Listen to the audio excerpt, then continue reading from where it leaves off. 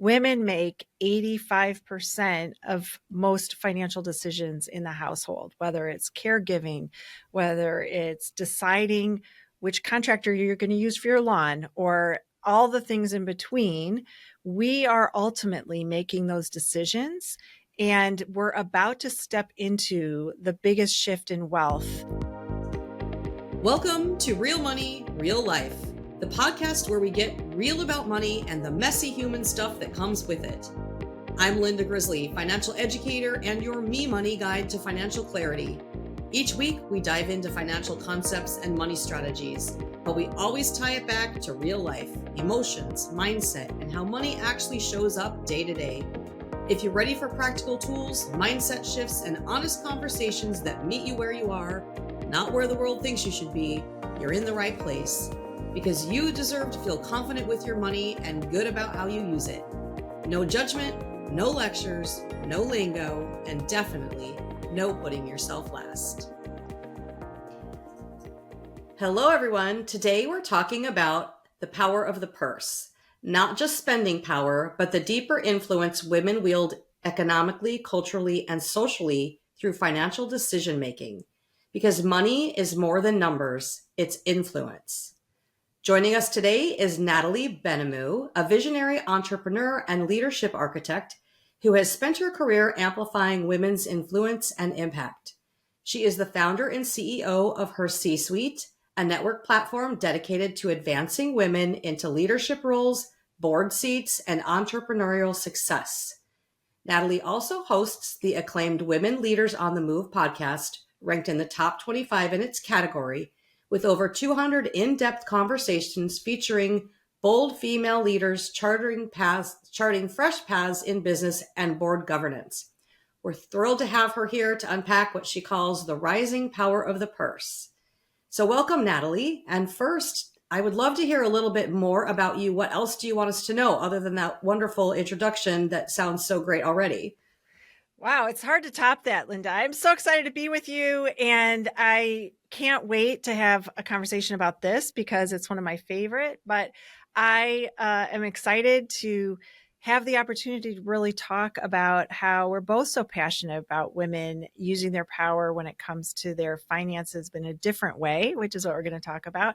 But before I got started in the role that I'm in now, I was in the trade show industry for almost 30 years, which is a few minutes of time. And I'm also the founder and president of HerCsuite. And we are revolutionizing the way women experience healthcare and improving health outcomes. So that is a work in progress that I'm super passionate about, and I'm glad to be here with you. So thanks for the opportunity. Wonderful. I'm going to have to learn more about HerCsuite someday. So talking about the power of the purse, first of all, I want to be sure that we define the phrase, the power of the purse, because I want people to know exactly what it is that we're talking about. So can you tell me how you explain that to someone? What is that? Well, I think we don't really realize how many financial decisions we make, but whether you have a spouse or, well, especially if you live alone, you are 100% responsible. But women make 85% of most financial decisions in the household, whether it's caregiving, whether it's deciding which contractor you're going to use for your lawn, or all the things in between.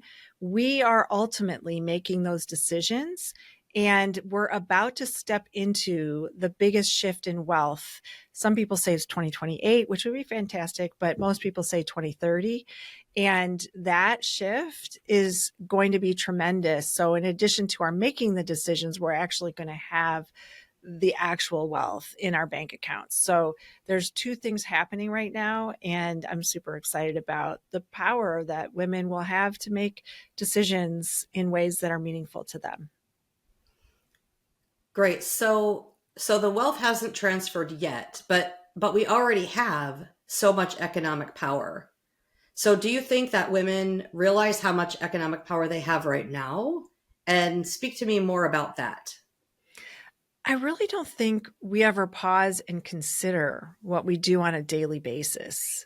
I don't think that people think of it as economic power. They think of it as being a caregiver or managing a household, whether that's not in the traditional sense that we might have grown up with in a different era, which, because it's not today. I'm not saying anything about our ages, but I'm just saying that it was different when we were children. But I don't think women have paused to think about the responsibility that we have and that we take in making those financial decisions. We are making decisions every day, whether it's like I had alluded to earlier, whether it's who we are contracting for our house, who we use for our insurance, what are we doing for caregiving, or all those things in between. Those things have an impact, an economic impact. And I'll give you an example of one that I decided to do personally, which you might think that it doesn't make a ripple effect, but I think it does. So I have made conscious decisions in my investment portfolio of companies that have a balanced leadership on their board, or thinking about how are they making decisions. I also decide how I'm shopping, and maybe I won't shop at certain big retailers because of decisions they've made this year. So we have that economic power to make those decisions, and it does pan out in a bigger sense. Right, right. I think there's a statistic out there saying that women control 85% of the household spending in the US. Is that a Yes. statistic you've heard before? Yes, it's been quoted in the Harvard Business Review under an article called "The Female Economy," and I'm happy to give it to you for people in the show notes, because I think when you see the statistics and you see that this not just me saying it or us talking about it, but there's actual research and data that backs this up, I think people will feel really encouraged about the results on that. Interesting. So when we talk about like the spending power, the women are controlling that. How is that different than holding wealth building power? Do you have any thoughts on that? Well, holding wealth and spending are kind of two different things, I think. I'm sure you would agree with that, right? As a wealth advisor and Yeah, someone in your area, you can answer that question probably better sure. than me. Now I'm And nervous. and I will. No, that's okay. I'll answer it. So I No, wanted to yeah. ask you because I wanted to give you the opportunity, but so for me in working in financial services, women held the spending power, but they didn't hold the wealth building power. So whenever they were in, not always, not 100%, but generally speaking, probably that same 85%, right? When they were in a relationship with another person, the other person was the one holding the wealth building power. They were the one who was making the investment decisions and doing the financial planning, even though they weren't the person that was controlling the actual spending. So there was really a disconnect, I found, right? Because you have one person focusing on the future and one person focusing on now. And then the disconnect between the understanding of how they flow together was a big part of that.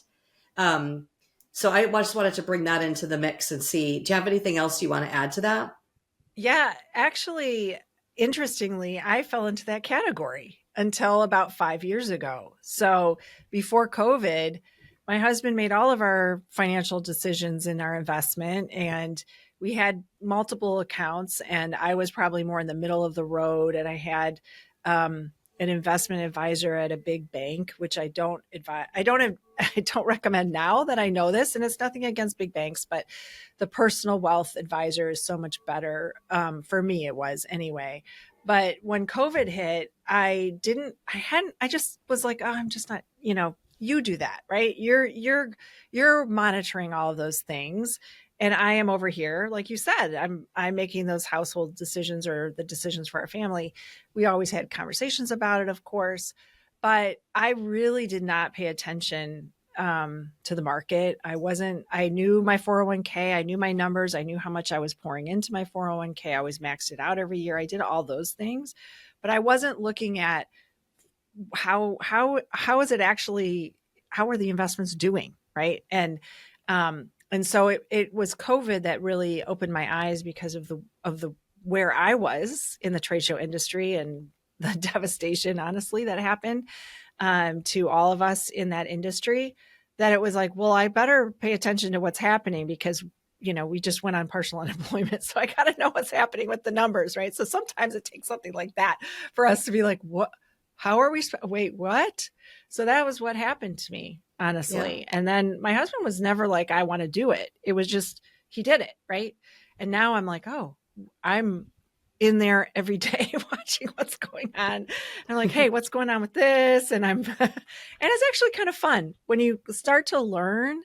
I feel like the more you learn about it, it becomes interesting and intriguing and honestly fun to see.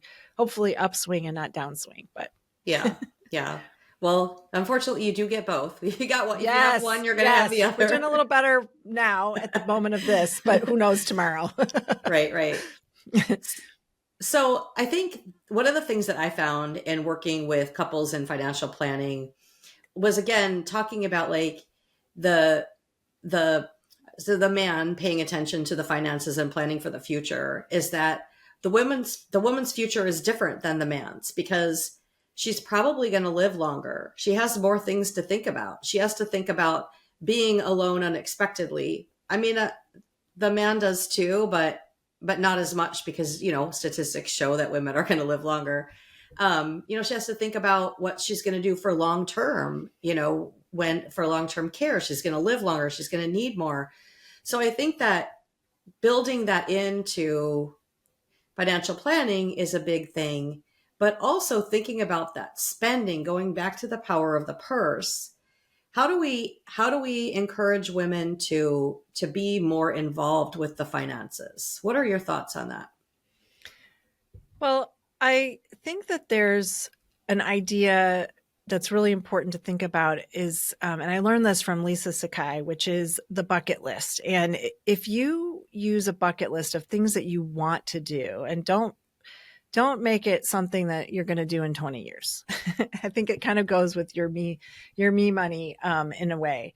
But I think you have to be intentional about the things that you value and make sure that that is part of your planning of what you're going to do. And I think it's really easy for us to think, well, I'll just do that, later, or I'll do, and when we're not intentional, then we're missing out on some of those opportunities for us to both save you and also be intentional. So maybe you don't go to Starbucks every week because you want to, compile that over time, and you'd be surprised, as you know, how fast that can happen. So things like that, I think that we can be more intentional about.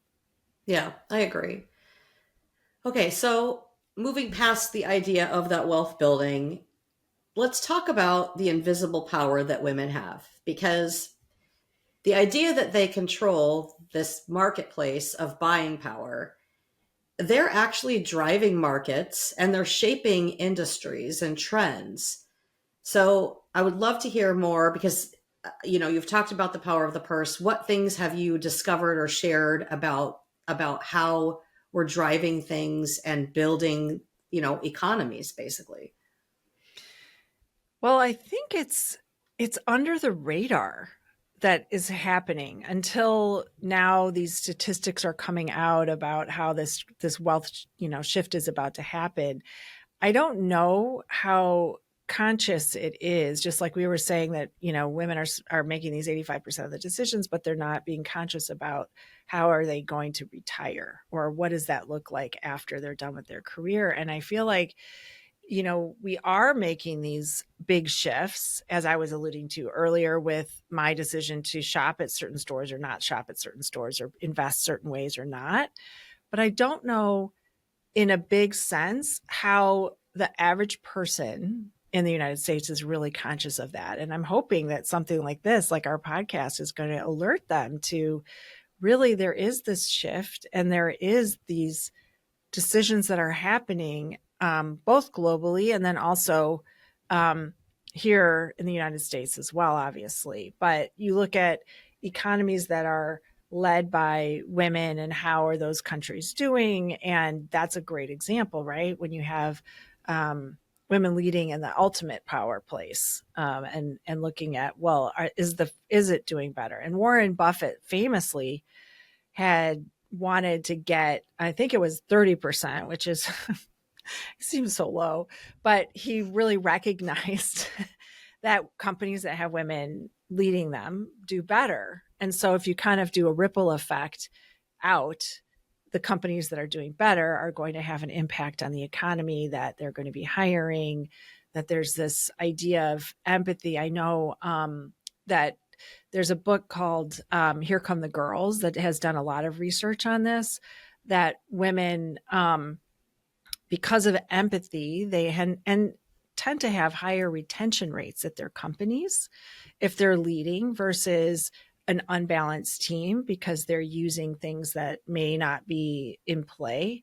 And that all has an impact on the economy, right? Because people that stay longer, they're investing in their 401k, they're building equity, they're building wealth, versus, leaving, then you might be leaving on the table that 401k match or whatever that might have been. So I think there are these little pockets, but I don't think we've really grasped, even though there's lots, McKinsey and Harvard Business Review I mentioned, and all these big names have said this is happening, but I don't know on a day-to-day level if we're really realizing how the shift is happening in the broader sense.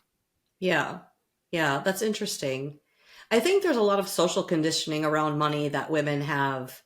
And a lot of that, I feel, and maybe it's just because it's the space that I'm in, but I really feel that shifting, a big shift. And again, it could be just because of the circle that I'm in right now, but I just feel like women are starting to step out of that and just say, "Hey, you know, I'm stepping out of the social norm of women being behind, and women, are saying, no, I'm going to be in charge of this. I'm going to catch up." Are you seeing that too in your circles? Yeah, I would say absolutely. And I think especially women, um, after about 2 decades of being in the workforce, they're having this opportunity to look and think about what matters, what do I value, and that plays into your personal wealth, making decisions. Am I going to stay in corporate, or am I going to go out and start a business, right? Those decisions are definitely, people are feeling more empowered to make them.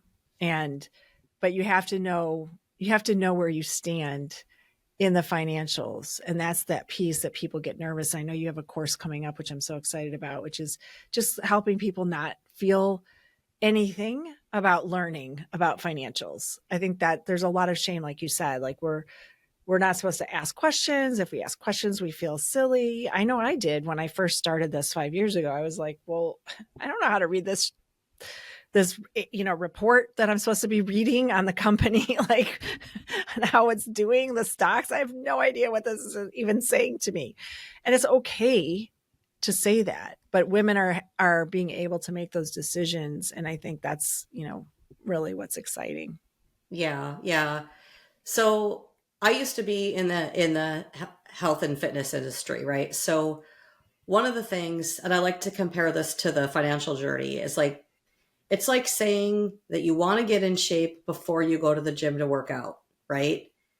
No, everybody starts from where they are. Like you're just like, here I am, I'm showing up, I'm ready to make the change. And I think it's the same thing with money and financial planning or financial whatever it is, just taking care of the finances is like, hey, I'm ready to make the change. Just show up where you're at. Don't be embarrassed of where you are, because the huge thing is that you should be so proud of is that you're showing up and you're ready to make a difference, right? So I think that that's a key thing in saying like, get rid of the shame, get rid of the lack of confidence, because just taking that first step is huge.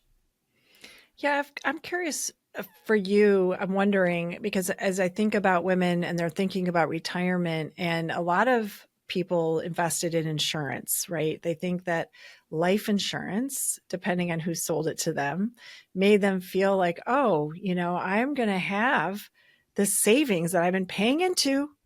And that's one of those things that I've learned also. And I'm just being honest, because we all are human, that I thought I have some, well, I'm fortunate that I have some big policies, but I'm not fortunate because I didn't know some things about the company that I've learned. And so I'm wondering if we can maybe, what do you think about that as you're thinking about your wealth planning? And that's a piece that sometimes women may, because they handle the insurance, perhaps, are, hey, this is the kind of life insurance you should have. without understanding the impact that's going to have on their lives, positive or negative, right? Right. So at the time that we're recording this episode, I have another episode, and I'm not sure where they'll go out in play. It'll either be before or after this one, obviously. But I have an episode about how financial advisors get paid, which kind of explains that idea of like being sold the health insurance or the life insurance policies. So it'll talk a little bit about that. But another thing is that when you do work with a financial advisor or financial planner, you want to see how they get paid because there's different types. There's so many different types, and it has to do with their fiduciary duty to you, but also it has to do with how they're getting paid and what they're getting commissions on. And some of them will be able to analyze those policies for you, and help you understand how they fit into your plan currently. Because it may actually have fit into your plan. I'm not just saying that all life, whole life or whatever No, is I'm not bad by either. any means. Yeah. But it may have fit into your plan at one time, but your life could be totally different now. If it's 10 years later, 15 years later, even 3 years later, your plan could be totally different than what it was when you purchased that product that was a part of your plan. So the idea to keep looking back at it and keep reviewing it is huge. So I also hope to have some resources in my courses for life insurance. So explaining that whole idea behind that and how to decide what life insurance you really do need, and just being fully educational so that people can make the right decisions, right? So yeah, that's a whole nother conversation. But Yeah, no, I know. It hopefully just that has helps a come little up. bit. Yeah, and it's come up in conversations with women I know, and so I just thought maybe we're teasing out another episode for you. Yeah, we are. Listen in. A couple of other episodes are going Listen to come in up. because Are going to this be is off going to this be one too. great. Yeah, Yeah. exactly. Yep. Okay, so I would love to hear more about HerCsuite and what you're doing for the women there and how that ties in with the power of the purse. Well, we're really focused on women in the second half of our careers. And so we're right at that moment, that pivotal moment, right, of making decisions and evaluating ones that maybe we should have made earlier. So there's women that are deciding what's next and maybe thinking, do I have the agency to be able to make these decisions that I really want? Or do I need to maybe stay the course a little longer, understanding? So the financial piece is so important. And I am always a learner, a curious learner, and trying to learn as much as I can about the impact and what we're doing. And so one of the courses we're going to be launching actually is planning out the portfolio career. And that is part of it, is really understanding, like, are you able to do this? Because I think when I decided to become an entrepreneur, it wasn't really, no one said to me, are you able to do this? I just was like, I'm going to do this. I'm going to self-fund. I'm going to do this thing. And I wished that I had, hindsight's 2020, right? I wish that I was like, oh, these are some things that you should probably be paying attention to, right? On whether you're taking some 401k or whatever you're doing to invest, right? And so I think understanding what levers you can pull is really important. And we look at that in HerCsuite. And then we also help women get on boards, and we help, which is the ultimate, really the top of where you can be in a company, and you're helping decide these decisions that we're talking about, right? So that's one of the best ways. And then we also help entrepreneurs themselves do business together. So those are the three things that we do. And I'm so glad you're part of it.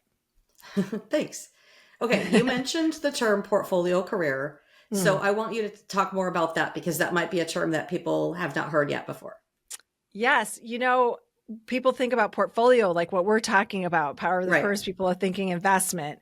And it's really, if you think about a pie and you think of slices, where do you want to put your time and allocate it? What amount of time do you want to put in a slice so that you have a mosaic? Because careers are no longer linear. They're no longer traditional. People are doing all kinds of different things. People are doing fractional work and then also being on boards or volunteering or what have you. So It's really making those decisions and making it make sense for each person is different. So that portfolio idea, it's really portfolio, career, and life, because there are women that fully retire and then they decide, oh, you know what, I'm going to go back in and I'm going to be a CHRO. I have a friend who did that. I'm going to be a fractional CHRO for a while and then I'm going to retire again. So it's really this flexibility of doing what is important to you and aligning it to your values.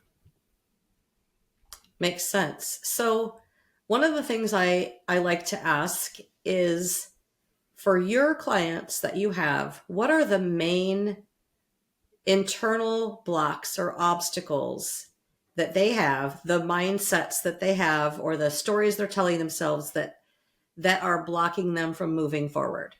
What do you see as like an overall, like a few things that you see on a regular basis? I think one of the big things, and this was actually something that I personally uncovered, is when you're at a certain point and you've been really successful in your career, if you think of the forward thinking and behind thinking, believing that your windshield is smaller than your rear view mirror, because maybe you had this really big job and you worked in a company or you had a team and you had all these people reporting to you and there was all of that. And so you believe that you'll never get that feeling again, or you'll never be able to do that. And so you feel almost paralyzed. Like, can I do this? Is this really what I want to do? I'm looking, and instead of seeing all the things on the horizon and all the possibilities, you're shortening that width and thinking, I only have this much room because I'm afraid. And a lot of it comes back to financial, right? If you know your numbers, it gives you a lot more freedom. But there's also this sense of how you feel about yourself and how you identify. And a lot of us identify with our careers, however we do that, right? So if you've been a CEO, or if you've been a vice president, or if you've been a director, or whatever that title was, that could be dictating and keeping you from being able to really open the windows. And I always say, doors closed, windows open. It's up to us to fly through. But sometimes it's hard because we're afraid of taking that chance, making a pivot. So those are sometimes the blocks, I think. And I feel it myself. I mean, no one's perfect for sure. I am far from perfect. So I think that's, it's that mindset and also feeling confident. We all lose confidence. Everyone thinks if they see you speaking or they see you doing things, they see your podcast, they're like, oh, Linda's the most confident person. But let's face it, we all have those moments where you're like, I cannot do this. There's no way. I was coming on this show and I was like, am I going to be able to talk about this topic? I mean, honestly, I'm like, I hope so. I hope I make a difference for someone listening. So we all have those moments, right? Of, can I do this doubt? And so we have to allow ourselves to have that moment and then embrace the possibilities and let ourselves grow. That's the next thing that we have to do. Is it's okay to feel it, but don't let it paralyze you. Right. Yeah, absolutely. It's especially midlife, making a change. I've made a recent pivot, and honestly, I've recreated myself more times than I ever really actually want to admit. So I'm getting better at it every time. That's right. Yeah. You can only go up or across, or Right. there's a dip, Right. it's okay. Exactly. Well, Yeah. I tell people, like, every move that I've made, even though it seems to some people like over the years, like they're just like, wow, you've been like this, you've been that, but it was all strategic at the time, right? Mm-hmm. So when you look back, it might look convoluted, but I'm telling you, I would not be where I'm sitting today and doing the things I'm doing today had I not done all of those things that I had done. So it's just really interesting when you think about it. Like, and I'm like, I know that like what is on the horizon for me is bigger because I keep showing up. I keep challenging myself. I keep focusing on personal growth and I keep just thinking bigger. So it's, you just have to get that mindset going um, to help that. So going back to HerCsuite, tell me who are the people that you serve and who should come and find you and how do they find you? Oh, thank you so much for this. I appreciate it. Well, as I said, generally, it's women in the second half of our careers. So it's women that are making that decision, making that turning point for themselves, figuring out what's next, and not sure that they know all the things and they don't want to do it alone. And I highly recommend not doing it alone. I started HerCsuite with 11 amazing women, and we all sat around. It was COVID, and we were all like, every week we would get together and be like, what is happening? And I wouldn't have been able to do it without them. I mean, each of them I'm so grateful to. And about half of them are still in HerCsuite, and half of them have moved on and done other amazing things. And some have come back, and that's the ebb and flow of our lives. But for women that are in that season of deciding, that's what we do. So I have masterminds that take it a little more gradual, where it's next, figuring out your career. What are you doing, to courses like you're doing, where it's like, let's get down to it. Let's make progress happen quicker. But in all the programs that we do, they're all focused around outcomes, right? So it's, how do we help you be more board savvy and know what's happening on boards and activist investors, for example, in Mastermind? Or how do we do business together? What does it look like in today's volatile economy? How do we do business? How do we not lose traction? So those are some of the things that we do. And so if women are entrepreneurs, they're trying to figure it out, wanting to get on boards, that's who we generally serve. Yeah. And I want to point out, we're not talking about nonprofit boards here. No, we're So, talking about corporate boards. yeah, Yeah. corporate boards. So speak a little bit more about that, because I want to be sure people understand what we're talking about too. Yeah. Well, a corporate board operates differently. If you think about a nonprofit, it's really largely mission. Not that a corporate board doesn't have a mission, but it's largely mission focused. And you're spending a lot of time fundraising and doing other things. That's a lot of the board. A lot of times the board is responsible for those things. The corporate board, you are helping shape the future of that company, and it's all aligned around growth, transformation, and risk of that company. And you're advising the CEO and the CFO, and you're mitigating risk that can happen in a volatile economy and things like that. And it's extremely exciting to be also purpose, because everyone that gets on a board is purpose led, but there's a business component in the corporate side.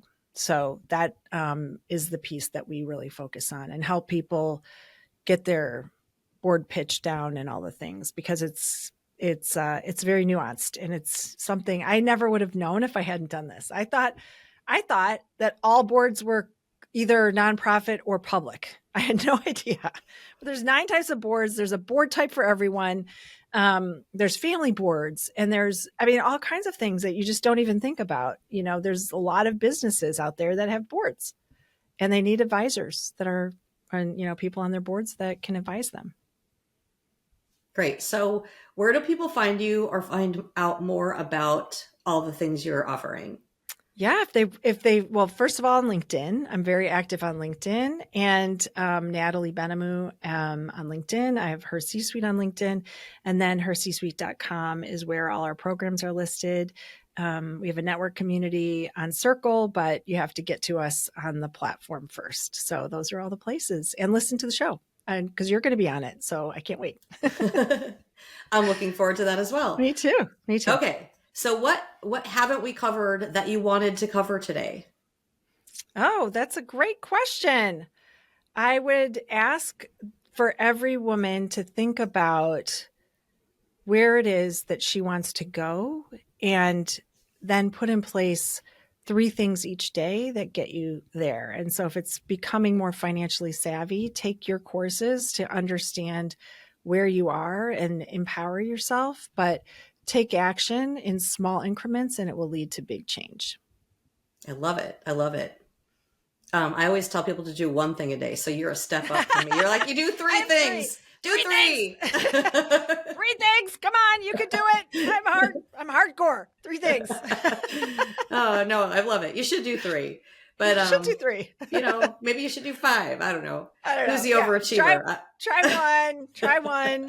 Report back. We want to know, what did you do? What did you do that, made you feel empowered financially? Why don't you, I mean, I guess when we're talking about power of the purse, open up wherever you are investing, look at what you're doing. Like just open the app and look. That would be one action they could take, or get curious and look at the companies that your mutual fund is in or ask questions. Those are things that I would encourage women to do that I wasn't doing. I was not. And I've learned to do it and I'm still learning. Yeah. It's a work in progress. That's great. I love that. You talk about like opening up your investments and seeing what you're invested in. And I used to challenge people that had managed accounts. Like, like, oh, my guy's doing it for me, or my girl, hopefully my guy, whatever, is doing it for me and they're managing it and they're doing fine, right? But I would say, explain to me what they're doing for you. I don't know, they're just doing it. It's like if you can't even explain what they're doing, it's fine if you have somebody doing it for you. I have nothing against that. You don't want to be the one doing it, let somebody else do it. But at least understand what it is that they're doing for you. Like, what's your portfolio mix as far as stocks and bonds? Why is that different from someone else's? And, how big of a roller coaster are you going to have if the markets are going up and down? Like, just give me like a little, 2-second explanation as to what they're doing. And that would make me feel a lot better about your knowledge of what that person is doing for you. So anyway, love that. 100%. It's important to know who you're working with and not be afraid to ask questions. And if you don't get the answers you want, you have the power of the purse. You can make the choice and make a change. Exactly. Love it. I think that's a great closing note. Thank you so much for being on the show, Natalie. It was a joy. Thank you so much. It was so fun to be here. Thank you for having me. I loved it. Thanks so much for listening to Real Money, Real Life.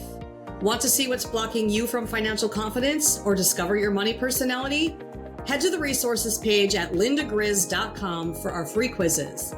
That's LINDAGRIZ.com/resources. If you're loving what you're learning, be sure to subscribe and leave a review. I'm your Me Money Guide to Financial Clarity, Linda Grizzly, and I'll catch you next time as we talk more real money, real life, because you deserve to feel confident with your money and good about how you spend it. The content shared here is for educational and entertainment purposes only. It is not financial, tax, legal, or planning advice and does not constitute therapy or mental health counseling.